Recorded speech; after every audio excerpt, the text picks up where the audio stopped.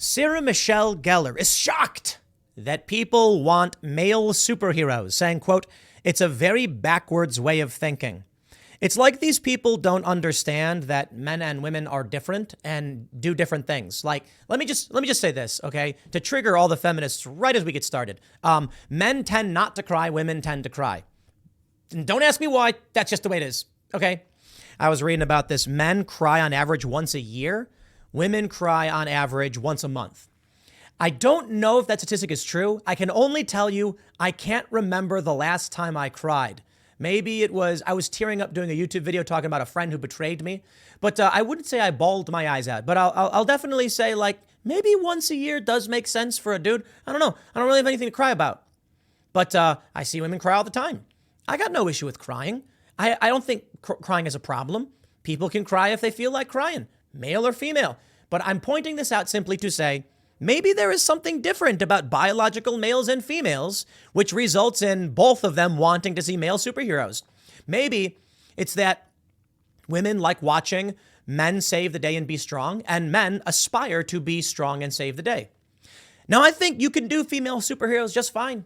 I actually think Hunger Games did a female action lead very well. I think Wonder Woman did a great job. 1984, Wonder Woman was kind of like meh or whatever. It's a bummer too because I loved the trailer with, Blue Monday orchestral. And I guess they tried to make it like Donald Trump versus Wonder Woman. You're nuts. Please don't do that. And here we go. Sarah Michelle Gellar claims female-led Marvel films face heavy criticism because audiences only want male superheroes. Dude, no. Captain Marvel was a bad movie, and I love Marvel. I swear, look, Guardians of the Galaxy can add a bunch of female characters, and they're great, and Gamora is praised by fans, and people can love Black Widow. Black Widow is also kind of corny, but it wasn't that bad. But how about this? Captain Marvel just sucked. It was just not a good movie. It was cringe. The argument, like, he's like, control your emotions. And she's like, oh, I'm so angry that a man is telling me to control my... Who cares? Come on. And then you add Lady Thor. Dude, the problem with this movie is that it didn't make any sense. Like, she gets cancer and then she becomes Thor and, like, the hammer comes back together for some reason. And then Thor was silly and... What? That's why they're dumb. Because they're dumb. But she's like, well, the only thing, it must be because it's women. In the latest instance of celebrity blaming fans for the failings of a multi-million-dollar entertainment franchise, rather than giving even the slightest consideration to the fact the studios themselves may be responsible for their own problems, actress Sarah Michelle Gellar has claimed that the heavy criticism leveled at female-led Marvel projects stems not from issues of their quality, but rather audiences' own inability to accept non-male superheroes. Ugh. Here we go. Oh, she's in Wolfpack. The Buffy the Vampire Slayer star offered her opinion on the topic of gendered superhero criticism during a recent interview. And you know what is just so delicious about Sarah Michelle Gellar saying this? Dude, she was Buffy. People loved Buffy. It was on the air for a long time. I like Buffy the Vampire Slayer. It was a fun show, and she did a good job. And what's your problem? You were a female-led superhero. You were the vampire slayer, and there were vampires you were hooking up with, and there was magic and witches and wizards and whatever, and goblins and demons. And that show was on the air for a long time. Amazing, really. Now, it's just they don't like women. Dude, Buffy the Vampire Slayer was a movie that did so well, they gave it a spinoff. I'm so sick of this whiny whinging from people who succeeded and then complain about it. The Buffy the Vampire Slayer star offered her opinion on the topic of gendered superhero criticism during a recent interview given to UK news outlet The Guardian, given in promotion for her new supernatural young adult drama, Wolfpack. Ooh, Wolfpack. At one point, reflecting on her time as the titular Slayer, Gellar opined that the scheduling conflicts with her role as the series lead led her to turn down a number of potential roles in films that would go on to great success, such as Fight Club or Gangs of New York. Wow, Fight Club? Was she going to be Marla? Crazy. She was both proud to have made a great television show. She was both proud to have made a great television show. I think there's a sentence missing there. My mom was a single mother working just above the poverty line, and I got to travel the world and see things that would never have been afforded to me. Great. Said the actress before admitting that despite the temporary career burnout it caused her in recent years, from which she is now returning, I love what I do, which is work, work, work. speaking to her own career success and how it stemmed from her performances in horror and horror-adjacent films, hits, not only Buffy, but also I Know What You Did Last Summer, Cruel Intentions, and the live-action Scooby-Doo duology, Geller then posited that genre is where women can really succeed and hold an audience. That is, however, save for films in the superhero genre, which the actress argued would be unfairly excoriated if they focused on a female hero, which makes no sense. Look, I don't see a difference between Buffy and Captain America. Captain America's a super soldier. He's just really strong, yeah, and he fights for America or whatever. He's a good guy. Buffy the Vampire Slayer was a female. She's a superhero. She's the Slayer. She's the chosen one. What's the difference? It's a superhero show. The difference is that like there's vampires in one, not the other. It's just a ridiculous argument. Turning her attentions to the current kingpin of spandex tights-heavy films, Geller lamented every time a Marvel movie tries to do a female cast, it just gets torn apart. It's cringe. In Avengers Endgame, they did that scene where all the women start walking forward. The theater that I was in, it was in it was like Central Maryland, I think. The whole crowd groaned when they did that. Like, dude, we get it. Come on, man. You don't, like, that's the thing. All the Avengers come out and they do the scene where, like, the women are walking forward and it's like, she's not alone. We're all women. Yeah, that's so cringy. Nobody cares. Be a hero. That's the problem. The problem, I think, is that superheroes in movies tend to have male leads. And then what ends up happening is, to counter that, they go, we should do a girl power thing where when the woman takes the lead, we tell everyone and make sure we beat them over the head and make sure they know it's women who are doing it.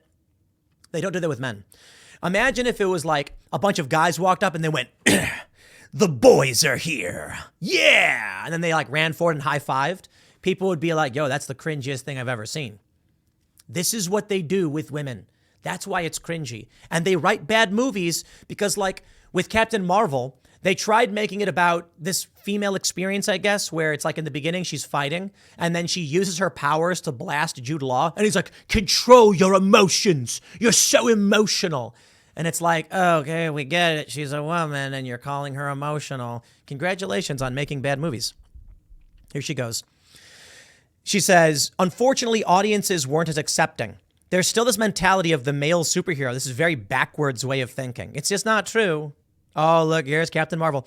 They say it should be noted that in reality, as mentioned above, the issues fans took with Marvel's female-led endeavors had nothing to do with the gender of its leads, but rather the quality of the stories and cinematography. For example, the typically raised smoking gun example of fans' supposed anti-female fervor, Captain Marvel, is generally accepted by its critics to be a fine, if not standard, superhero origin tale. Instead, fans were put off by the fact that not only was Marvel trying to force audiences to treat Carol Danvers with the same reverence as Captain America or Spider-Man, but that its lead actress responded to critics of the cynical attempt at artificial relevance by pompously writing them off as bigots. And in interviews, she came off as angry, whiny, egotistical, and just awful. There was an interview with her and like Don Cheadle and Chris Hemsworth, I think. And it was supposed to be like playful banter about how she was stronger than Thor, but everybody was cringing at being around her. She just came off as a really, really awful person and she didn't know how to socially interact with people. Then there's Black Widow, a film which most audience had been clamoring for since her proper superhero debut in the first Avengers film. I had been cheering for a Black Widow film, and then they did it poorly. The outlook towards the Natasha solo adventure only soured when the film finally came to fruition and was found to be filled with backstory ruining quips. Why does Yelena treat the forced hysterectomies forced upon the Red Room recruits with such levity when her sister could barely bring herself to talk about it with Bruce in Age of Ultron? And embarrassingly poor CGI. Yo, it should have been like Winter Soldier. It should have been mostly just political thriller in the United States. Instead, they do this side movie that just wasn't that good. But I gotta admit, it wasn't that bad. I don't think it was like an F, C- at best. I like Black Widow, and Scarlett Johansson's pretty awesome. Audiences rejected the film not because it focused on women, but because after years of anticipation, what they got was perhaps the laziest and most Marvel Studios movie of the entire franchise. The same strain of bait and switch inspired frustration also serves to explain why audiences who for so long had hoped to see the former Sorcerer Supreme used to his full visual and horror potential as a magic-based character had no love for Doctor Strange in the Multiverse of Madness. After leaving fans abuzz with what many had argued are both the best MCU climaxes and post-credit scenes in the Good Doctor's first solo outing, Marvel decided to do a full 180 and use his sequel to offer some sort of vindication to Wanda Maximoff's post-WandaVision heel turn. Yeah, seriously. I was really disappointed with Multiverse of Madness. I mean, I love Doctor Strange, but it was just like, come on, man, what are you doing? First of all, Wanda shouldn't have been a villain. She was the villain in WandaVision. They ruined the character, and then everyone's surprised people don't like these characters. It's bad writing. The fans only disliked the film and did not at this point immediately and entirely abandon the franchise. Okay,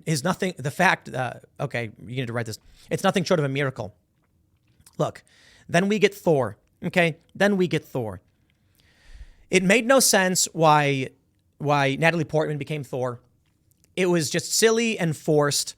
And then all of a sudden Thor, who's acting like a moron the whole time and dating his weapons, it was just cringy. You know what should have happened? Spoiler alert. I'll tell you what my issues are with this. First of all, that was cringy, but then I'll say this.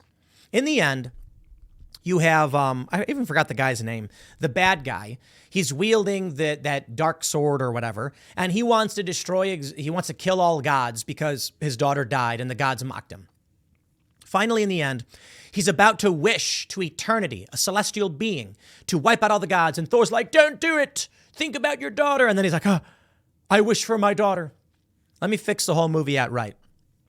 Let me fix that movie for you, and I'll make it better. Thor, Chris Hemsworth, returns to Midgard, Earth, and decides to seek out, or how about this? She's a famous scientist, and he hears that she's terminally ill. So he decides to go see her one last time because he always loved her. He then talks to her, and then when they embrace or whatever, part of his power goes to her and she feels invigorated. He then decides to bring her to Mjolnir and then use power or whatever, and then it transfers some to her, and then all of a sudden she's like, what's happening? And she feels powerful, and he's like, maybe it's helping, let's do more of this. Then you have the God Killer, and how about this? In the end, so that's the origin for why she's Lady Thor, not some mystical, she has showed up and then all of a sudden she's like, oh, and I'm Thor. Give it a reason why Thor gives her the powers, and then jokingly refers to her as a Thor. And then in the end, here's how you solve the movie's ending. When Chris Hemsworth ultimately loses, when Thor loses, and whatever the guy's name, I forget, goes to eternity, and then Thor is like, don't do it!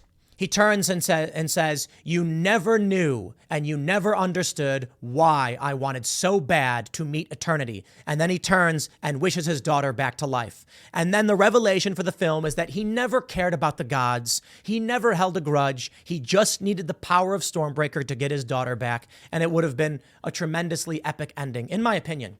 Thor, having lost the battle against the God Killer or whatever, and thinking that this guy wanted to wipe out the gods, ultimately, this guy just wanted his daughter back, and his only wish was for that. And then he relates to Jane Foster and how the only thing he wanted was to keep her alive, but the hammer was killing her, and then she dies. They could have done a movie way better. Instead, everyone's panning it because it's a bad movie. Okay, I'm going to be done ranting on this. I'll leave it there. Whatever. Next segment's coming up at 8 p.m. over at youtube.com/TimCastIRL. It's going to be a special episode tonight, so check it out. Thanks for hanging out, and I'll see you all then.